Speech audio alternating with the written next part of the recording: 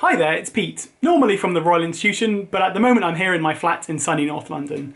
Today I'd like to continue exploring the topic I talked about in my last video, which I'll link below, and that is how physics are modelled in video games.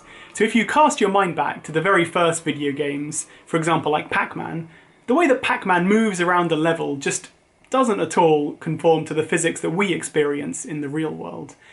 Even a more realistic early video game, for example like Donkey Kong, yes, Mario jumps, but all that's happening when you press the jump key is exactly the same pre-programmed jump animation is happening.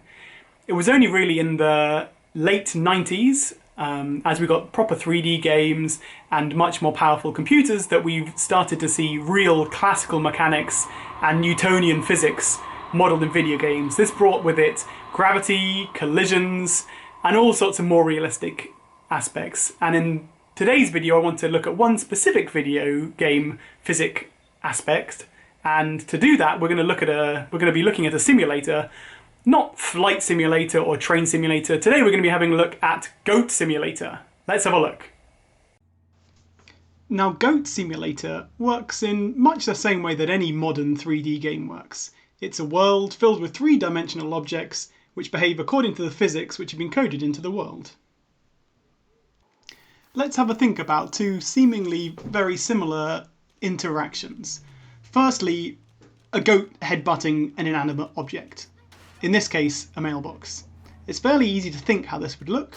As long as the object has some mass and gravity is set up correctly, then this object will bounce along a little bit until the friction of the road slows it down and gravity pulls it to a standstill. But what about a goat headbutting a person? This is where things get more confusing. How should the limbs move? How should things change when a character dies? This specific branch of video games physics modelling is called Ragdoll physics.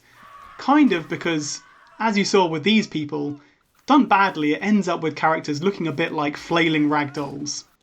Rather than creating specific movement animations like in older video games, Ragdoll physics instead involves creating characters with a skeleton and muscular system which restricts the movement of the digital flesh that we see on the exterior.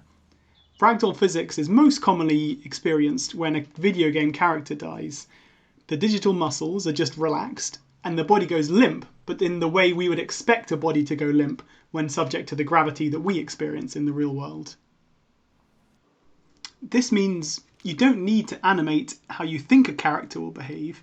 You simply create an accurate model of the physics of the world and let your ragdoll react accordingly. This allows you to animate things you've never dreamed of, like a goat sliding down a water slide, a goat jumping off a construction crane onto a trampoline on a roof and then bouncing off the trampoline, or even a goat being thrown into the air having caused a car to explode by headbutting it. Ragdoll physics allows characters to interact with the game environment and the game environment interact with them, creating much more realistic animation. Goat Simulator takes Ragdoll physics and stretches it to the extreme, but most video games rely on it to help characters respond and interact to their digital world, making games more immersive and more believable in the process. For a final example of something that would be near impossible to animate without Ragdoll physics, what do you think it might look like if a goat got its tongue stuck to the back of a car doing donuts in a field full of corn? Well, here's your answer.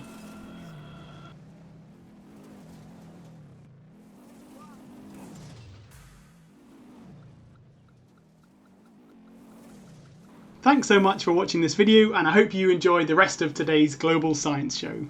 Goodbye!